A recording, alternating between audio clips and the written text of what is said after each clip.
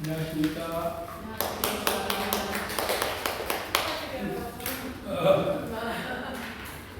어서 오세요. 오늘 그 179교시입니다. 사람들이 많이 결석이 많은데 수업은 뭐 계획대로 진행하겠습니다.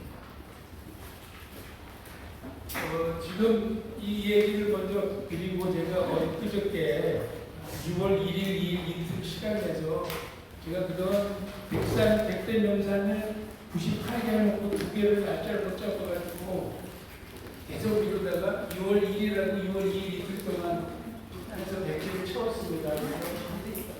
완전 인증서를 받았습니다. 10년이 걸렸어요. 3,604일이 걸렸으니까 그냥 대충 10년이죠. 그래서 한 달에 하나 정도 이렇게 한 겁니다. 많이 안 하고 한 달에 하나 1년에 10개 정도 이렇게 해가지고 10년 만에 100대 명산을 했는데 전국 총 인원 넘버가 제가 22,209번이에요. 2만 번 안 해줘도 드리고 싶었는데 작년 말부터 번호를 계속 보고 있었거든요. 결국 2만 번을 넘겼습니다. 오늘 제가 정보 인증을 받은 산들입니다. 100개. 여기 사진이 하나가 있어요. 못 올라가게 까만 게. 근데 100개를 했는데 하나가 남은 거예요. 그 남은 이유는 100대 명산인데 10년을 하다가 보니까 중간에 산이 바뀌는 경우가 있어요.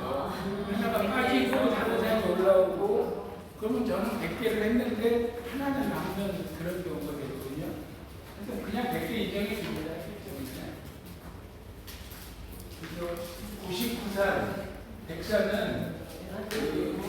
영남 알프스 울산하고 밀양하고 이렇게 쭉 걸쳐서 9개 봉우리가 있는데 원래 그 영남 알프스에 9개 봉우리 중에서 하나는 문제가 있어가지고 8개 봉우리, 원래 7봉우리를 따지는데 그거를 다 돌면 5만 명인가? 5천 명인가? 내가 잠깐 헷갈리는데 은으로 된 완주증을 줘요. 순은으로. 그래서 그거는 선착순이라 시작이 어떠냐면 5월 15일 날 산불 방지가 풀려요. 5월 15일까지 산불 때문에 못 들어가는 산이 있어. 그거 풀리면 그 유튜브 이런 데 보면은 설악산이 5월 16일 날 새벽 03시에 풀렸어요. 그러면은 그냥 오픈런이 있어, 오픈런. 그 정도로 산에 미친 사람들이 있는데 여기도 마찬가지로 그렇게 해서 선착순으로 7개를 완주하면 은으로 된 메달을 주는데 제가 볼 때 300몇 개 남았다고 그렇게 얘기를 하더라고요. 제가 신불산에서 99개 6월 2일 날 6월 2일 날 제약사에서 밀양이에요. 근데 이날 비가 왔어요. 서울은 비가 안 왔는데 비가 와가지고 사실 좀 마지막 백산을 힘들게 고생을 했습니다. 진짜 축하해요. 제가 다음 수업 때쯤에 백산 기념 성수건 만들어서 하나씩 나눠드리겠습니다. 2016년 7월 20일 날 유명산에서 시작을 했습니다. 그래가지고 10년 걸렸죠. 딱 16년에서 시작해서 26년에 신불산, 제약산 해가지고 아까 얘기대로 가지산이 하나 남았어요. 가지산이 영남 알프스에서 가장 높은 봉우리입니다. 1200 넘는 봉우리입니다. 그전에는 이렇게 완주 인증하는 타올이 있었는데 요새는 GPS로 가면 내 폰에 GPS 찍어야 인증이 됩니다. 그래서 10년 동안 3,604일인데 제가 올라간 산 높이를 다 더하니까 103,377m. 에베레스트 산이 얼마예요? 88. 뭐 대략 8,000 얼마가 되죠? 근데 제가 10만이 넘어요. 그러니까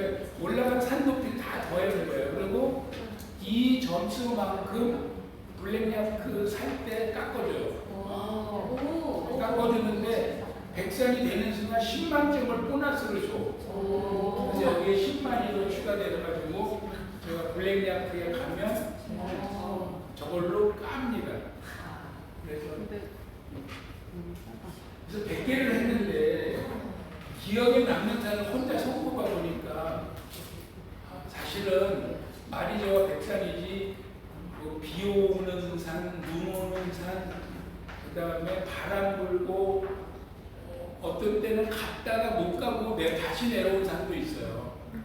그래서 그런 어떤 그걸 다 이루고 진짜 소설책 한 권 써도 될 만큼 길을 잃어버려서 고생하고 제가 넘어져서 이 스틱이 부러지고 진짜 119를 불러야 되나 할 정도로 다쳐보기도 하고 그렇게 했는데 그래도 잘 마쳤고 근데 기억에 남는 거는 눈 온 풍경이 제일 기억에 남더라고요. 눈이 더 멋있어. 그래서 24년도 2월 달에 부등산 광주 상고대가 너무 멋있었고 21년 12월에 한라산 요거는 레몬달에서 제주도 갔어요. 제주도 갈 때 4일 5일 제주도 가면 하루는 한라산을 꼭 넣거든요. 4번을 올라갔는데 3번을 비바람이 불어가지고 전부 그냥 백록담은 안 보여요. 비바람이 얼마나 부는지. 근데 이 겨울에 올라갔을 때 대박이 터졌어요. 날이 얼마나 좋은지 자켓을 벗어야 될 정도로 겨울인데 그리고 설경이 전날 눈 오는데 다음날 올라갔어요. 제가. 그리고 지리산은 종주를 2박 3일 했는데 2024년 9월 달에 너무 멋있었어요. 그래서 앵콜로 한번 지리산을 한번 더 가고 싶은 그런 기억이 있습니다. 요게 한라산, 설경, 요게 무등산. 원래 무등산 여기가 막혔었어요. 여기가 군부대예요. 여기가 사실은. 요만큼을 열어준 거예요. 군부대가. 그전에는 여기서 인증을 했어요. 근데 여기를 열어줘가지고 여기로 해서 여기까지 올라가요. 근데 이 상고대가 올라갈 때는 눈이 있었는데 내려올 때 벌써 녹아서 없어요. 늦게 올라오는 사람은 못 보는 거야. 그래서 순식간에 한 2시간? 볼 수 있는 시간이 한 2시간밖에 안 돼요. 이거는 뭐 아주 대박으로 진짜 설명을 바꾸고 그래서 멋진 또 제 인생의 그 버킷리스트 중에 하나 100대 명산을 했고 하나 남은 거는 이제 산티아고 가는 버킷리스트가 남았는데 뭐 언제고 제가 산티아고 다녀오겠습니다 하는 날이 있을 겁니다. 그러면 한 2달 정도 산티아고 50일 정도 해야 된다니까 또 갔다 와서 산티아고를 막 설명할 수 있는 기회가 되기를 제가 기대합니다. 자, 레몬단 얘기하겠습니다. 5월달이 지났죠. 그래서 5월달에 계획했던 거는 다 잘 마쳤고 마지막으로 은혜사 베트남까지 갔다 왔습니다. 그래서 1년에 초파이라고 백중 때만 문을 여는 전집이죠. 여기 비구니 전이기 때문에 너무나 아주 특징적인데 그래도 잘 보고 고생도 했지만 그리고 은혜사 내려오면서 중간에 인조들이 또 만만치 않은 언덕 위에 있습니다. 아주 숨을 헐떡거릴 정도로 올라가야 되는 그래도 많은 한 80%가 다 올라갔다 왔어요. 그래서 잘 마쳤고 내년 초파일에는 봉암산을 한번 더 갈까 2023년에 갔더라고요. 봉암산을 그러면 내년이 되면 4년이 되니까 4년 만에는 한번 가볼만 하지 않나. 거기도 초파이라고 백중 때만 문을 여는 절인데 봉암산은 볼 게 많습니다. 보물과 관련된 유적들이. 그래서 그것은 내년에 꾸준히 나오시면 봉암산을 한번 갈 수 있는 기회가 하겠습니다. 6월 달에는 다음 주 수요일 날 그건 정기답사예요. 그래서 탑을 보러 갔는데 안동 지역 위주로 있는 전탑들. 우리나라에 전탑은 5개밖에 없습니다. 안동에 3개, 여주에 하나, 그다음에 대구에 하나 이렇게 있는데 여주는 지난번 실육사 가서 봤고 이번에 안동에 있는 3개, 그다음에 내려가면서 제천에는 전탑이 아니고 모전탑이 하나 있는데 아주 멋스러운 게 있어요. 그래서 제천 잠깐 들려서 보고 안동 가서 전탑 3개 다 보고 그리고 올까 합니다. 지금 자리 하나 남았습니다. 하나. 그리고 동문홍을 제가 어제 긴급히 다음 토요일 날 집어넣었는데 지난번에 동문홍 권원릉을 가서 봤지만 그때는 왕릉 답사는 좀 미흡하고 왜냐하면 청원 예초일을 보러 간 거기 때문에 그래서 동문홍은 9개 등이 있어서 2번 이상 가야 돼요. 이번에 가가지고 다시 권원릉, 그 다음에 문종의 현릉, 선조의 목릉까지는 좀 답사를 꼼꼼히 하고 그 다음에 9개 능 중에서 사면능이 있어요. 항상 쌍능은 있는데 3개 능이 있는 유일한 하나가 있는데 동문흥에 있습니다. 그 다음에 정자각이 보통 막배지붕으로 심플하게 되어 있는데 하나가 팔짝지붕으로 화려하게 그 다음에 옆에 익랑이라고 해서 한 칸씩 더 연장이 되어 있는 특이한 정자각이 있습니다. 그 다음에 왕릉 숲길이 6월 말까지 오픈되어 있는 곳이 많아요. 이제 7월 되면 또 못 들어가죠. 그래서 숲길 걷기 2곳을 좀 돌아보려고 17일 날은 이게 일주일 뒤에죠. 일주일 뒤에 수요일 날은 세조 왕릉, 이제 이거는 왕릉 진도를 나가는 겁니다. 여기서 영릉까지 했기 때문에 세조 왕릉으로 해서 원찰 봉선사까지 그 다음에 간 김에 광릉 수목원을 예약을 해놨습니다. 거기 예약해야 들어갈 수 있기 때문에 그래서 광릉 수목원도 돌아보고 광릉을 보고 광릉에서 봉선사까지 또 걸어가는 숲길이 있습니다. 그래서 걷기도 가면서 좀 가려고 합니다. 6석이 남아있습니다. 24일 날 수요일 날은 서운릉 6월 달에는 서운릉까지 해서 서운릉은 왜 가냐 하면 숙종 패밀리가 주로 있는데 세조의 큰아들 의병세자가 덕종으로 나중에 추증이 돼서 인수되려고 있어요. 그래서 진도상 왕릉 여기 가서 보는 게 맞습니다. 그래서 서운릉을 답사를 하고 6월 마지막 주 1박으로 왕릉 답사에서 유일하게 1박으로 갑니다. 그래서 영월 단종애사를 보러 단종의 유배지부를 따라서 넘어가는 이것도 한 3년 만에 가는 거더라고요. 옛날 기록을 보니까 현재 3자리가 남아 있습니다. 그래서 가실 분은 신청을 하셔도 가실 수 있겠습니다.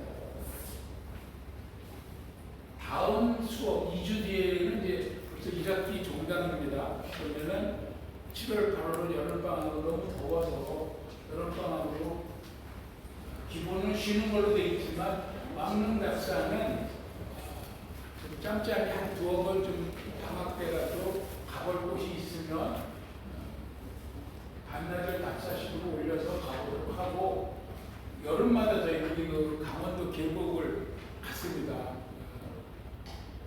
아침가리 같은 데는 참 계곡 트레킹하기 좋은데 적당한 데 골라서 올해도 나량 특집 한번 다녀오도록 하겠습니다. 입문과정 6기를 7, 8월에 하려고 하는데 10명 정도는 넘어야 학급 편성이 되죠. 근데 현재 4명이 신청했기 때문에 3명이 하나가 더 추가돼서 4명이 전부 다 아주 완전 신입으로 신청이 됐더라고요. 욕심 같아서 4명이었는데 가르치고 싶은데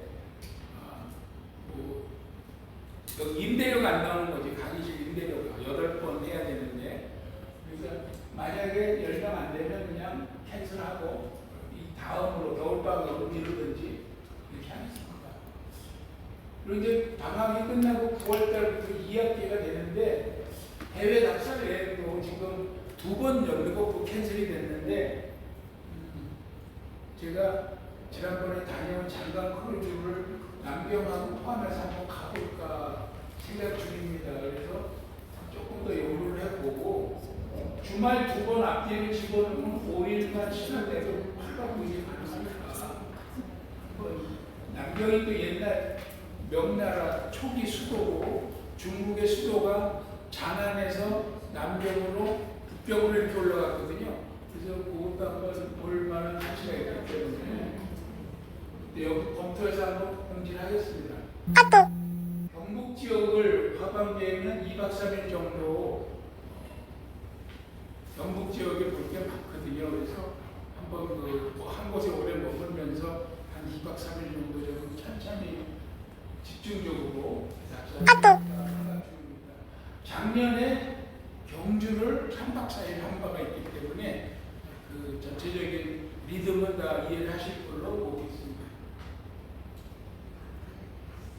그래서 지금 이거 제가 말한 대로 이게 좀 꼼꼼히 하다고 이게 엄청 채워지거든요. 그래서 영영능까지 벌써 8번을 마쳤고 이번에 추가로 집어넣은 동구능, 광능, 서오능, 영월 장능까지 해서 동구능은 한두 번 더 갈 겁니다. 나중에 조선 후기로 가면 조선 후기에 관계되는 등은 그때 가서 봐야 머릿속에 들어옵니다. 그리고 이제 원찰도 같이 보면 좋은데 동선사는 가볼 거고요. 서원은 갈 때 그 수곡산 황금 서원이라고 사원이라고 있어요. 저기 서원은 못 들어가서 그래서 이걸 어떻게 가야 될지 카풀을 영영릉 같이 카풀을 한번 더해서 갈지 아니면 그냥 버스로 가는데 사차를 먼저 보고 다시 한번 버스 더 타고 들어가는 방식으로 할지 검토를 해보겠습니다. 그리고 보덕사까지 장릉에서 원차를 가능하면 다 보도록 지금 헌인릉의 불국사만 못 본 겁니다. 나머지는 다 보도록 하겠습니다.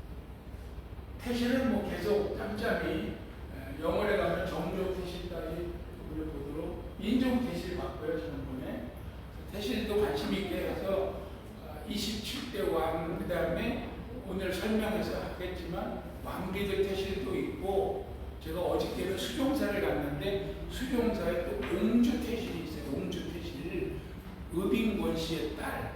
그래서 믿어지진 않지만 옹주도 태실이 아니라 살이 타고 있습니다. 그래서 우리가 생각하지 못하는 그런 케이스가 많기 때문에 쭉 리스트업을 해놓겠습니다. 지난번에 세자까지 설명하고 끝났어요. 지난 시간에. 그래서 조선 왕실의 세자는 역시 27명이 있었는데 15명이 왕이 됐고 12명이 왕이 되지 못했는데 그 왕이 되지 못한 세자 12명을 설명을 했습니다. 그리고 세자 빈 그 세자들의 부인이 더 재밌다. 제가 그렇게 끝났는데 세자 빈 얘기 한번 보시죠. 흥미진진합니다. 이렇게 모아놓은 자료가 별로 없어요. 세자비만 따로 모아놓은 자료가 이것을 잘하고 나중에 이제 다 올려드리니까 조선의 세자비는 흑역사예요. 시작부터 1호 세자비 의안대군 방석이죠. 첫 세자 방석에 부인은 둘이 있었는데 첫 번째 현빈 유씨는 어느 날 갑자기 내시를 참수하고 부인은 퇴출시켰다 그랬죠. 그리고 조정에는 아무 말도 없어서 대신들이 그걸 들고 일어났더니 이성계가 떡발대발했다. 왜? 이거는 사실은 가정사가 이렇게 커버를 했는데 결국 커버가 안 되죠. 그리고 다시 얻은 두 번째 세자비는 왕자의 난에 의해서 방석이가 죽임을 당하고 세자비는 죽이지 않고 폐출이 됐죠. 폐출. 그래서 첫 번째 방석에 세자빈 둘이 이렇게 참 어려운 지경을 겪었다. 그 다음 세자빈의 문제는 양녕대군의 부인입니다. 양녕대군이 폐세자가 됐죠. 그러니까 세자빈도 역시 폐세자빈이 됐는데 여기는 폐출은 아니고 강등 세자빈에서 그냥 대군 부인으로 완전히 신분이 강탈된 게 아니기 때문에 그래서 그나마 그래도 강등 정도 되고 그냥 대군 부인으로 평생을 살았습니다. 그 다음에 문제가 문종의 첫 부인, 두 번째 부인, 세 번째 부인 세자 때입니다. 세자 때 첫 세자빈 휘빈 김씨 남편의 사랑을 얻으려고 그 여러 가지 승수를 무당들이나 이런 데서 하는 술수를 쓰다가 그러니까 남편이 좋아하는 여인의 신발을 오래다가 태워가지고 그 죄를 남편이 마시게 하면 사랑이 나한테 돌아온다 막 이런 식으로 해서 그런 것 때문에 폐출이 됐습니다. 휘빈김씨 폐출이 돼가지고 사가로 돌아갔더니 아버지하고 딸이 자살을 해요. 기가 막히죠.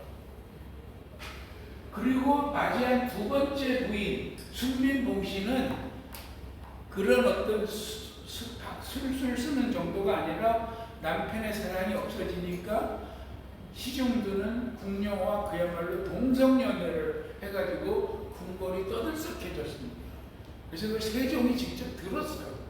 그래서 다시 질서가 문란해졌다 그래서 두 번째 부인도 폐출되고 세 번째 부인이 바로 단종 엄마입니다. 그래서 단종을 낳고 낳다가 죽었어요. 산후. 그래서 죽었지만 남편이 왕이 됐기 때문에 왕비로 추정이 됐죠. 그러나 지금 문종과 현덕 왕후의 스토리는 참 눈물 없이 들을 수 없는 정도입니다. 그래서 요거는 태정, 태세, 문단세 할 때 세종 끝나고 아마 2학기 때 얘기가 나오지 않을까. 잘하면 다음 시간에 나올 수도 있고요.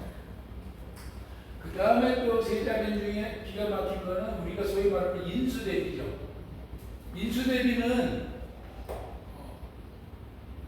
세자빈은 했는데 중전을 못했죠. 중전을 못했어요. 그리고 대비가 된 나중에 중전을 못한 대비예요. 그리고 예종의 첫 부인은 누구냐? 한 명의 셋째 딸 일찍 죽습니다. 한 명의 딸이 하나 또 있지만 세자빈에서 끝났지 세자빈 얘기하는 거기 때문에 다른 딸은 왕비까지 갔기 때문에 그 다음에 순회 세자빈 우리가 공예빈이라고 하는 이것도 문제가 많은 그래서 나중에 장사도 제대로 못 치른 그런 아주 세자빈입니다. 그 다음에 광해군이 쫓겨났지만 우리가 아무도 챙기지 않는 광해군도 아들이 있었거든요. 세자가. 그럼 세자빈이 있었죠. 당연히. 그 세자도 모르니까 세자빈도 몰라. 광해군. 그러나 있거든요. 그러면 연산군은 놀랍게도 세자가 있죠. 세자빈도 있어요. 근데 정혼이 됐고 혼례를 치르기 전에 연산군이 쫓겨나서 그럼 어떻게 되느냐 이게. 그래서 왈가왈부를 했는데 중종이 결혼해도 좋다 그랬어요. 그래서 다른 데 시집 갔어. 그래서 여기는 잘 살았어. 조선 후기에는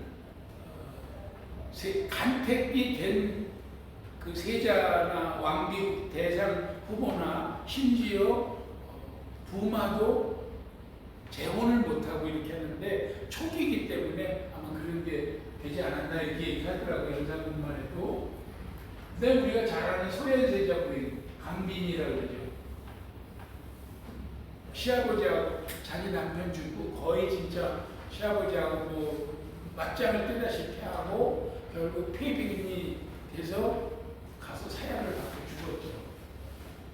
그 다음에 경종의 첫 번째 부인 또 효장세자 진종의 부인이죠. 사도세자 부인 우리가 잘 아는 해경공홍 씨.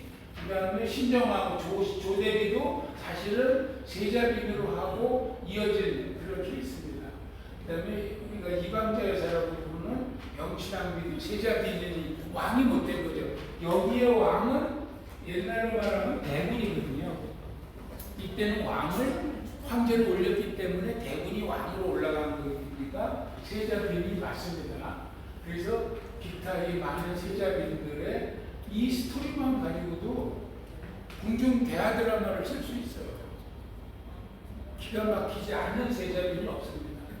그래서 우리가 양녕대군까지는 지금 진도가 나갔죠. 문종의 세자빈 3명 얘기는 아마 다음 시간쯤에 나올 겁니다. 이 휘빈 김씨가 우리 할머니예요. 안동 김씨 할머니인데 폐세자빈이 되면은 왜 자살을 하느냐? 기가 막힌 게 폐세자빈이 폐출이 돼가지고 사가로 돌아가잖아요. 그래서 가마를 타고 사가에 돌아왔어. 그럼 뒤따라서 뭐가 따라오냐면은 폐빈 교지가 내려와요. 근데 그놈의 양반 세계는 뭐가 그 명분이 중요하기 때문에 교지가 오기 전에 자살을 해버리면 세자 빈으로 죽은 거야. 근데 교지가 온 다음에 죽으면 평민 안하기 죽은 거야. 그것도 엄청난 차이가 있다고 생각을 하는 거야. 신분사회니까. 그래서 이 희빈김 씨는 아버지와 딸이 자살을 해요. 그리고 순빈봉 씨는 갔는데 아버지가 그 앞에 자살한 거 같지? 우리들 죽자. 그러니까 여기서 거부를 했어. 순빈봉 씨가. 왜 죽냐고. 그래서 또 내분이 집안에서 내분이 일어나고 그런 케이스가 있습니다. 그 얘기는 다음에 자세하게 얘기를 해드리겠습니다. 아무튼 세자빈의 스토리가 참 짱짱하네요. 그래서 지금 우리가 배우고 있는 게 제가 요 마음가이거든요. 1학기에 막 여기까지 끝날 것 같아서 제가 한 장에 그려봤는데 태조의 신의왕 한씨와 신덕왕 강씨가 있지만 이분은 일찍 들어가서 왕비를 못 해봤고 이분이 왕비 1호고 그 아들의 막내가 방석이가 세자 1호인데 여기에 세자는 둘이 아까 설명한 겁니다. 여기는 내시와 어떤 그 불륜이 노출이 돼서 내시는 참수하고 세자비는 퇴출시키고 다시 얻은 두 번째 세자비는 왕자의 난으로 의안대군을 죽이고 여기는 퇴출시킨 거죠. 그리고 종종 태종으로 이어지는데 사실은 우리가 중요하게 생각 안 하지만 정한왕후나 원경왕후나 다 세자빈이 됐다가 왕비가 돼요. 왜냐하면 남편이 세자가 되잖아요. 왕자의 난을 일으켰어도 바로 왕위에 올라가지 않는다. 일단 세자로 한번 거쳐서 왕이 된다고. 그래서 이 두 분도 사실은 세자빈을 한번 해요. 불과 며칠 사이지만 그래야 맞는 거야 이게. 세자빈 됐다가 왕비가 되는 거예요. 남편은 세자가 됐다가 왕이 되는 거고. 그래서 사실은 3호, 4호 세자빈은 여기에요 사실은. 그리고 양녕대군은 이제 5호가 되는 거지. 폐세자빈이 됐지만. 그리고 세종대왕 부인도 역시 세자빈을 했다가 왕비가 되는 거죠. 그래서 다 세자빈을 거치는 거예요. 그리고 문종이 아까 얘기한 세자 때 세자빈 1호, 2호, 3호가 있는데 1호는 그러니까 어떤 사랑의 질투, 3번은 동성연애로 길을 잘못 들어서, 그리고 단종의 생모, 이분이 비로소 단종을 낳고 진급을 해서 세자빈이 됐다가 나중에 문종이 왕이 돼서 왕으로 추대가 되죠. 왕의 자리에는 쉽게 올라가는 건 아니고. 그리고 이제 단종비는 근데 아마 여기는 세자빈을 안 거쳤으리라고 봐요. 왜냐하면 임금과 결혼한 1호 타자예요. 바로 임금하고 결혼을 했거든요. 단종이 왕이 된 뒤에 왕하고 바로 결혼한 여자 1호입니다. 1호. 그래서 바로 왕비가 됐어요. 세자빈 안 거치고. 그리고 이제 세조가 단종한테서 양해를 받고 이 문제는 이제 다음 시간부터 상세하게 설명을 하겠습니다. 그래서 이거 한 장이 아마 1학기 진도의 큰 스토리 텔링이 되겠습니다. 자, 이제 우리가 쭉 태종 얘기를 하고 있는 거거든요. 사실 지금 태종, 이방원. 그래서 이제 부인 얘기가 있습니다. 부인, 원경하고 민씨, 여흥 민씨입니다. 여흥은 여주를 예전에는 여흥이라고 했습니다. 여흥 민씨인데 민재의 딸, 세부 3년대 3년. 그래서 56세까지 살다가 돌아가셨는데 고려 때입니다. 고려 때 이방원이는 16, 민씨 오경하고는 18에 결혼을 했지요. 그래서 이거는 고려의 민제가 이미 법문세가의 아주 세도가 집안의 딸이에요. 그리고 이방원은 아버지 이성계가 신흥 무인 세력으로 장군으로 더 올라오는 집안의 아들인데 과거에 급제했다고 했죠. 고려 때. 그래서 무인 세력 간의 결합으로 이런 약간 정략 결혼 성격도 있다. 남편이 5째 아들인데 형인 4째 아들도 여흥민 씨하고 결혼을 했어요. 그래서 겹사돈이 돼 있어요. 이성계 집안하고 여흥민 씨하고는 겹사돈이다. 그래서 1400년이 무슨 해냐면은 2차 왕자의 난이 일어난 해입니다. 개성에서 2차 왕자의 난이 일어나고 이방원이는 세자가 되고 원경왕후는 세자 빈이 돼요. 그리고 이걸 잠깐 거쳤다가 바로 왕비가 되죠.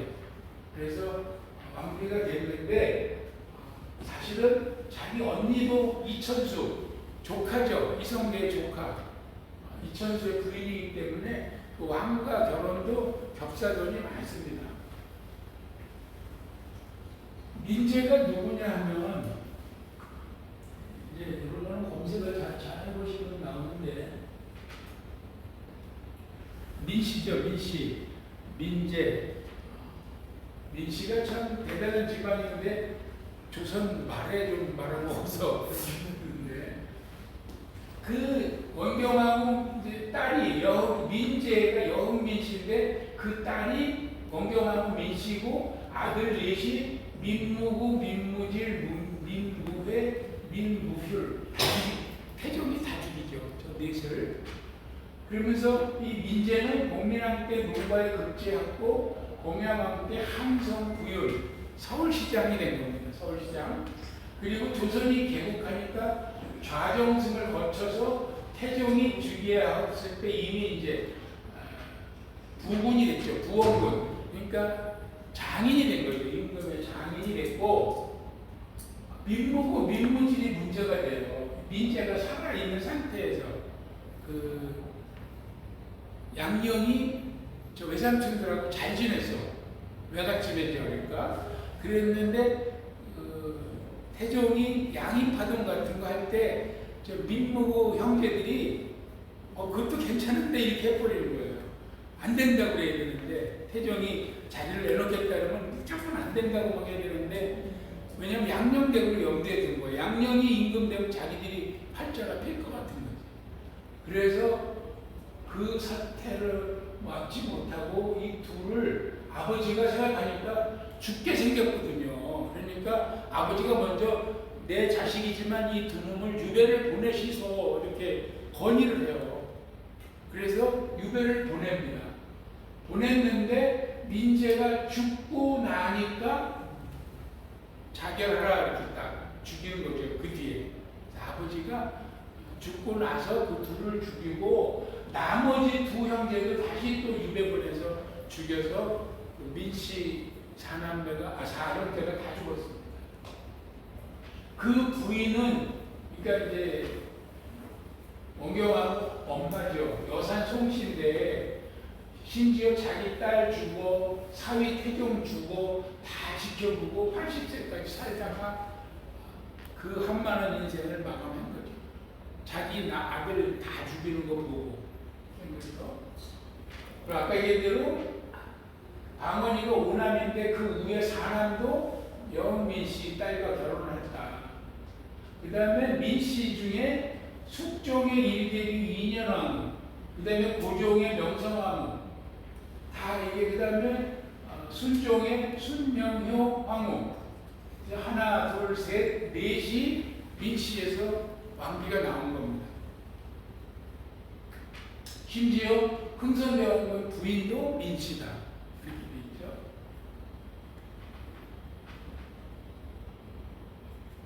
그 민제의 딸이 이렇게 돼 있고 민씨도 개국공신이다. 이렇게 이제 우리 소위 말해서 여자지만 남편이 망설일 때 갑옷을 내주면서 출전을 독려했다고 그랬잖아요. 그 왕자의 날 할 때. 그래서 방언의 혁명동지다 뭐 이렇게 부르고, 강씨의 목종 사건, 소위 말하는 효빙김 씨는 야사와 정사가 좀 틀립니다. 정사에서는 효빙김 씨는 방언이가 그냥 왕이 되기 전부터 방언인의 집에 있던 여종이었다고 나오고, 야사에는 아까 얘기한 강씨 부인 있죠. 신덕왕은 강씨가 데리고 있던 몸종인데 방언이가 그 나름대로 우리가 미인계의 반대말을 썼다고 보는 거죠. 방언이가. 그래서 그거를 포섭을 해가지고 첩으로 삼아서 강씨 부인의 동향을 파악하고 뭐 했다는, 그게 드라마로는 그렇게 나와요. 야사에는. 근데 그게 효빙김씨거든요. 그래서 어쨌거나 그게 문제가 돼서 야사에는 강씨가 방언이를 공격할 때 이걸 문제 삼아서, 내 목적을 건드리는 것을 문제 삼아서 난리를 친 것을 원경왕후가 무마했다, 그 얘기입니다. 그리고 방언이가 중국에 가도록 이렇게 피하는 거죠. 그 나름대로 좀 소나기를 피하듯이. 그래서 중국에 갔는데 오히려 방언이가 중국에 간 거는 득이 됐죠. 왜냐하면은 그 영락제를 만나고 나중에 자기가 중국에서 황제가 돼서 올라가는 과정에 있는 그런 경우를 이방원이가 똑같이 보고 와서 자기가 한 거거든요. 그래서 오히려 방언이가 중국에 갔다 와서는 많이 득이 됐다. 그래서 그 얘기는 지난번에 중국의 그 연도하고 제가 설명을 같이 했었고, 그 다음에 정도전이가 이제 방석이를 제자로 임명해 놓고 이런 왕자들 대군들이 몇천 명씩 몇백 명씩 병력을 가지고 있는 것을 다 이제 사병을 가지면 안 됩니다 해서 사병 협파 때 영미 씨, 원경왕후가 자기 친정의 무기를 숨겨놓다가 남편을 아까 얘기한 대로 망설이고 있을 때 갑옷을 입히고, 내가 친정의 무기도 숨겨놨는데 그걸 쓰세요. 그래가지고 남편이 왕자의 난을 성공할 수 있도록 밀어줬다. 그래서 혁명동지라고 그럽니다. 그리고 그 아버지 이성계가 몸이 안 좋아서 왕자들이 다 궁궐에서 숙직하면서 스탠바이 하고 있을 때 집안에 문제가 있다고 하인을 시켜서 남편을 불러내죠. 그래가지고 지금 이따가는 당하니까 당신이 선수를 쳐라 라고 밀어냈다는 겁니다. 그때 민씨 형제들은 다 같이 왕자의 날을 도왔거든요. 근데 나중에 다 이렇게 죽였다는 겁니다. 그랬는데 그렇게 해서 잘 해가지고 남편은 임금이 되고 당신은 왕비가 됐지만 문제는 후궁 문제는 여자 문제를 용납 못하는 거예요. 여자 문제에 아주 틀어진 거예요. 그래서 효빈김 씨 아까 얘기했었죠. 근데 이 경영국 2기가 누구냐면 효빈김 씨의 아들인데 이방원 입장에서는 왕비한테서 난 적자 빼고 서자 중에 큰아들이에요. 서자 중에 큰아들. 그래서 서장자라고 하는데 최초의 그 군이죠. 대군 말고 군으로. 그래서 1호 군입니다. 그전에는 대군과 군을 크게 구분을 안 했었어요. 연초에는. 근데 이해가 나요. 아기 때 임신했을 때 이 원경왕후가 엄청 구박을 하고 막 얼어 죽게끔 이렇게 모사를 꾸며가지고 이방원이가 한 그 부부싸움을 하고 사람이 그렇게 악독하게 할 수 있느냐 막까지 됐고, 그다음에 아까 얘기한 대로 그 형제들 다 죽이면서부터 불화가 아주 극대화돼가지고 폭발 직전까지 가서 심지어 원경왕후를 폐위하자 그런 여론까지 국내에 행배해 있었지만 이미 왕자들이 또 컸기 때문에 차마 폐위는 못 시킨 겁니다. 그 다음에 이제 그 부인이 데리고 있던 그 중에 신빈 신씨라고 나름대로 부인이 죽고 나서 내면부를 총괄하고 태종이 병에 누워서 이제 그 앓고 있을 때는 마지막 병 간호까지 한 그 후궁이 신빈 신씨예요. 조선 왕실에서 이 후궁 중에서 가장 많은 자녀를 삼남 칠녀. 어느 자리에는 삼남 육녀 뭐 이렇게 나오긴 하는데 다소 혼선은 있습니다만은 하여튼 가장 많은 자녀를 낳았다는 것은 금슬이 좋다는 거죠. 자주 가서 자주 합방을 해야 나을 거 아니야. 그래서 신민식 씨가 마지막까지 그래도 좋았다 이런 얘기고, 아까 그 민무구 형제는 이 사형제 이름이 의미가 있어요. 무부 허물이 없다, 무질 질병이 없다, 무휼 부휼이 없다. 부휼은 뭐예요? 비난해서 도와주는 게 부휼이죠. 그래서 그렇게 해서 주는 쌀이 부휼미 이렇게 얘기하잖아요. 그 다음에 무회 후회가 없다. 아마 이렇게 이름을 지은 거야. 그러니까 사형제를 뭐 여자들 같은 진선미 이렇게 짓기도 하고, 제가 전에 얘기한 대로 이조년은 100년, 1000년, 억년, 조년 이렇게 짓기도 하는데 그 내전 이렇게 짓는 거예요. 이름의 끝이. 그런데 아까 얘기한 대로 양이파동에 슬쩍 올라타려고 하는 김새를 보고 다 죽인 거죠. 그리고 지금 이제 부인 얘기하고 있는 겁니다. 원경하고 얘기, 여기서 친정 남동생들이 다 죽었다는 얘기가 되는 거고, 원경왕후하고 이방원의 소생 중에 막내가 성명대군인데 14살에 홍역 알타가 죽어요. 옛날에 홍역 때 많이 죽고 겨우 살아나도 소위 말하는 곰보가 되고 막 그러잖아요. 그래서 홍역이 옛날에 참 무서운 병이었는데 일찍 죽어. 그래서 아주 남편하고 사이가 안 좋았기 때문에 성령대군은 죽은 그 비리기에서 대자하면서 불공을 드리면서 원경왕후는 거의 그 생애 마지막을 여기에 몰두해서 보냈다 이렇게 나오고 있고요. 요거는 성령대군을 모신 그 자리는 지난번에 최영장군 무덤을 가서 우리가 실제 올라가 봤습니다. 그래서 14살이지만 후사를 뒀어요. 다행히. 그래서 후사가 이어졌습니다. 태종 이방원의 이거는 그냥 제가 좀 흥미롭게 보시라고, 태종 이방원이 왕이 되면서 죽은 사람들 한번 쭉 적어봤어요. 왕자의 난, 이거는 정몽준은 자기 아버지 도와서 죽인 거죠. 개국 과정에서. 그리고 왕자의 난에서 다 죽였죠. 정도전, 남은, 신효생 다 죽였단 말이에요. 그 다음에 의안대군 방석, 부인은 안 죽였지만 세자 죽였고, 그 형 무안대군 방번 죽였고, 딸이 하나 있었는데 딸은 안 죽였지만 사위는 죽였죠.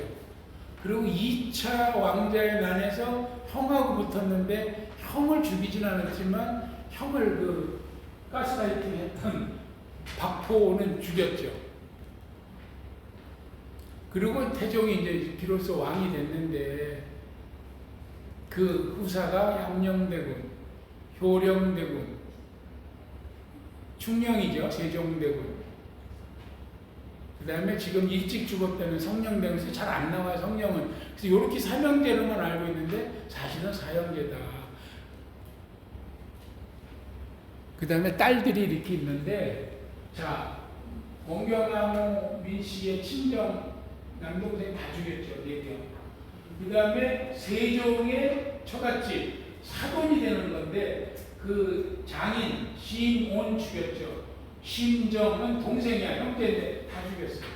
그래서 태종이 왕이 되고 그 끝날 때까지 해서 가까운 이렇게 도표 안에 들어갈 만한 사람을 죽인 것도 이렇게 많다. 이 밖에 죽인 거는 뭐 더 많겠죠. 그러니까 태종이 왕이 되고 왕위를 세종한테 넘겨줄 때까지, 여기는 이제 세종한테 넘겨주면서 죽이는 거니까 많이 죽였다. 그래서 이 심씨도, 우리 심씨 있나요? 심씨 있죠. 심씨가 원한의 청심이 있어요. 원한의 청심이 뭐냐면 심씨들이 심원이하고 소원왕후 이제 아버지죠. 심정이는 이제 소원왕후 작은 아버지인데, 심원이가 세종대왕의 장이에요. 태종 이방원하고 사돈이에요. 근데 청송심씨인데 이분도 고려 말에 문과에 급제해서 판서를 여러 가지 역임을 했고, 세종이 왕이 되니까, 사위가 왕이 되니까 영의정이 됐어요, 장인이. 나중에는 이제 저런 식으로 벼슬을 안 주지만 초창기에는 막 벼슬이 제수가 되는 거예요. 근데 문제가 그때 50이 안 된 거예요, 장인이. 일찍이죠, 그러니까. 50이 안 돼서 영의정이 되면은 뭐냐, 소년 입각이야. 옛날에 저거는 그 조선시대에 소년 입각은 50이 안 돼서 정승이 되는 거예요. 정승. 영의정, 좌의정, 우의정은 정승이잖아요. 정승의 반열에 올라가는 거. 그 다음에 소년 등과가 있어요. 또 급제하는 거. 안 좋다는 거예요. 결국 그게. 어른들이 옛날에 소년 급제 안 좋고 소년 등과가 안 좋은데 노트 기록이 있습니다. 소년 입각, 즉 정승이 된 나이 기준으로 50세 미만의 정승이 된 사람이 조선시대 42명이에요. 근데 그래도 다 40세, 50세가 안 됐지만 40세는 다 넘었어. 40도 안 된 사람이 둘이 있어요. 그게 세조 때 귀성군 이주는 28에, 이거는 세종의 사남 인형대군의 아들이야. 손잡벌이죠. 너 나중에 세조 때 설명할 겁니다. 28에. 아, 대단한 거죠. 그 다음에 선조 때 우리가 잘 아는 이덕형, 한은과 나머지는 이제 40세부터 49세까지 있는데 우리가 잘 아는 중종반정의 박원종이, 그 다음에 42세 신숙주, 43세의 이항복, 그 다음에 이제 구한말의 김홍직 등 4명, 여기 3명, 44세 시몬 등, 요 시몬, 지금 소원하고 아버지가 여기 딱 들어가요. 그 다음에 뭐 누구지 쭉 보시면, 한명회가 여기 들어가요. 한명회, 유성룡, 이렇게 해서 50 전에 소년 입각, 아주 너무 일찍 정성의 반열에 오른 사람들. 그랬는데 영의정이 됐어요. 그리고 명나라의 사신으로 보내. 세종이 있고 아직 태종이 사망으로 있는 상태에서 세종의 장인이 영의정이 돼서 명나라의 사신으로 가는 거예요. 상황이 어마어마한 환성인파. 그래서 이방원이가 내관을 불러서 야, 한번 나가봐라. 지금 모양이 어떤지. 그랬더니 경복궁에서 광화문에서 꺾어서 우회전 신문로로 해서 서대문으로 해서 무학자로 넘어가는 게 지금이나 그때나 중국으로 가는 길인데 발 디딜 데 없이 인파가 나와 있더라. 근데 문제는 가면서 태종은 안 들리고 간 거예요. 시몬이가 세종만 보고 인사하고 가고. 그래서 이게 안 되겠다. 저대로 놔뒀다가는 자기 아들 세종이 엄청나게 휘말리고 있다. 제거해야 되겠다. 그래서 강산인의 옥사에 묶어버려요. 시몬이를. 그래가지고 이제 중국에 가 있는 상태에서 이걸 터뜨리죠. 그래서 들어오면은 죽을 거를 다 알아. 그래서 집안에서 연락을 해. 들어오지 말라고 차라리 목숨을 부지해라. 그랬는데 그럴 수 있는가. 그래서 압록강을 건너자마자 체포해가지고 압송을 해서 수원으로 압송 사살을 했다. 여기 이제 시몬이를 죽인 거예요. 근데 이 강산인의 옥사에서 시몬이를 죽이는 그 세력들이 나와. 즉 있지도 않은 일을 엮어낸 거예요. 거기서.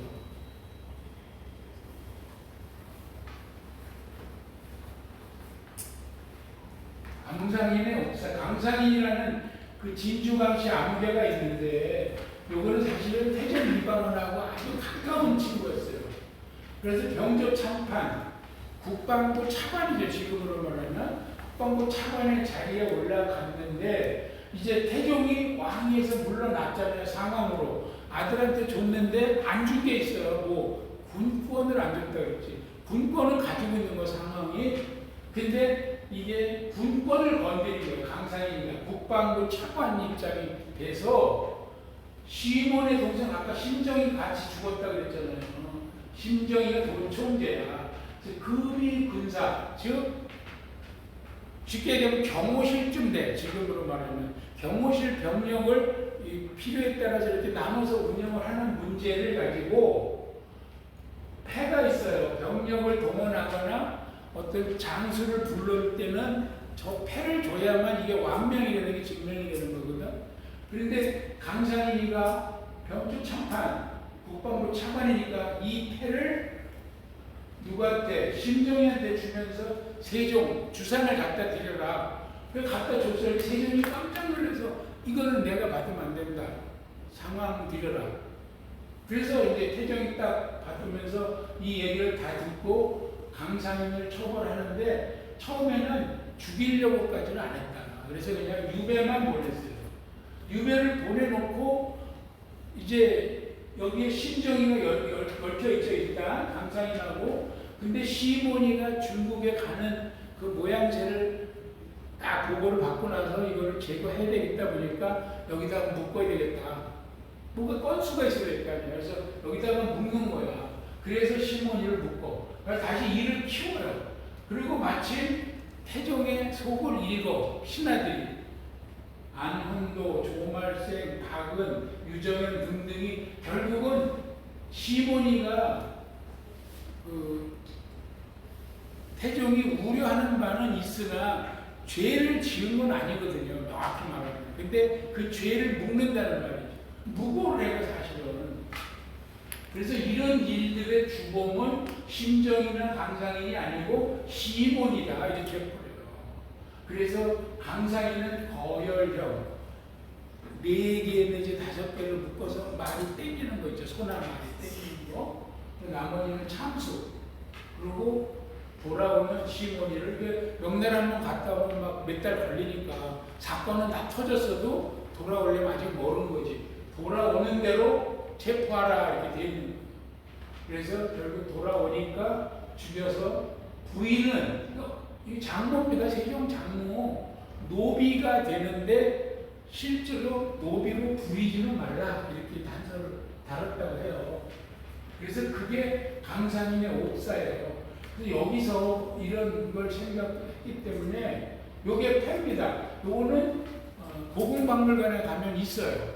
그래서 상하옹패는 상하로 만든 거고 오매패는 매화나무로 만든 패인데 임금이 군령을 내릴 때 저게 있어야 병력이 동원이 되는 거예요. 저게 없으면은 진짜인지 가짜인지 모르잖아. 근데 병력을 동원하는 거는 무서운 일이기 때문에 이게 임금이 딱 주면서 명령을 내렸다는 징표가 되는 거예요. 그래서 여기가 이제 그런 패입니다. 이게 거열력이죠. 요거는 TV 드라마 나왔던 거 제가 찍어놨는데 뭐 이렇게 머리까지 묶기도 하고 이렇게 하는데 요건 제가 볼 때 드라마가 좀 오버했어. 제가 알기로 여성은 거열형하지 않아요. 여성은. 근데 그 드라마에서 이렇게 합니다. 근데 그때 이거 리얼하게 아주 팍 당기는 것 같아. 당겨서 사람이 쫙 올려가 지상에서 이렇게 이만큼 뜨죠.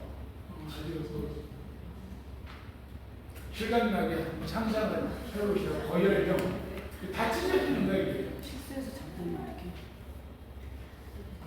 그래서 좌의정 박근희가 그 중에 주동이라고 생각을 했는데 시몬이가 그래서 죽기 전에 유언을 해요. 반남박씨와는 절대 혼인하지 마라. 이거 공부 안 한 사람은 혼인한다니까. 모르고. 이게 원한의 청심이에요. 원한의 청심. 시몬이가 청성심 씨는 반남박씨하고 결혼 안 해요. 그게 저 시몬이의 원한의 청심에서부터 시작된 유언이죠. 유언. 그럼 시몬은 과연 무슨 죄냐? 국구잖아. 국구. 왕비의 부친. 현직은 영의정. 사신으로 가는데 아까 얘기한 대로 출발하면서 임금 세종만 보고 태종을 안 보고 간 거예요. 괘씸죄부터 시작이 됐죠. 그리고 광화문, 육조고리, 서대문, 여기 서대문입니다. 그 고려병원 앞에 여기 저기요. 꽉 채운 구경인파. 모화관은 지금 독립문 뒤에쯤 중국에서 사신이 올 때 사신이 마지막 정리하는 그 모화관 거기까지 환성하는 전별금 이게 오고 가는 게 전별금. 어? 그 다음에 경교 이거는 뭐냐면은 한양하고 경기가 어디에서 경계냐? 경기 가명이 지금 적시자병원 자리거든요. 그 당시 경기 가명이 그러면 경기 감사가 골머리가 아픈 거예요. 그 앞길로 고관 대작들이 많이 드나들잖아. 특히 중국으로 가거나 오거나. 그래서 국법에 경기 감사는 떠나는 사람은 마중하지 마라. 너 일 못한다. 그거 다 쫓아다니는. 들어오는 사람은 마중해라. 근데 떠나는데 마중을 한 거야. 그것도 또 위배를 한 거죠. 그리고 그때만 해도 그 경기 감명 옆에는 반송정이라고 하는 그 송림, 그 다음에 연못, 그 다음에 누각 이런 거를 잘 해놓고 얼마나 이쁜지 봄맞이하러 사람들이 많이 찾던 그렇게 멋진 곳이 많이 있었던. 그래서 이런 일이 있어가지고 나중에 청림, 그러니까 인척관계에 있는 사람들은 품계는 주는데 왕비의 아버지니까 품계는 높여주는데 실제로 정사에는 참여 못하게 하는 거예요. 그냥 명예직으로만 올려주는 거지. 이 문제가 돼가지고 시몬이를 처형했을 때 소원왕후도 폐비 문제가 거론이 됐어요. 태종도 원경왕후 폐비 거론이 됐듯이 이런 문제가 있는 딸을 왕비에 놔둘 수 없다. 그래서 폐비를 해 주옵소서 했는데 상왕 태종이 그 명인을 건드리지 마라 그래서 폐비를 시키지는 않았다. 지금 태종이 왕이 되면서 죽였던 많은 사람들 그 중에 시몬, 신정이 소원왕후의 아버지와 작은아버지를 죽이면서 생긴 원한의 청심까지 설명을 한 겁니다.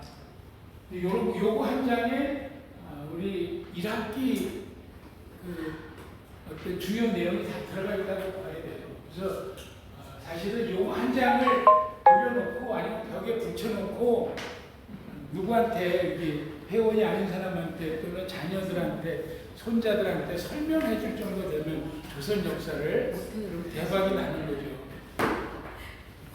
쉬었다가 그 공주들 얘기도 쉬었다가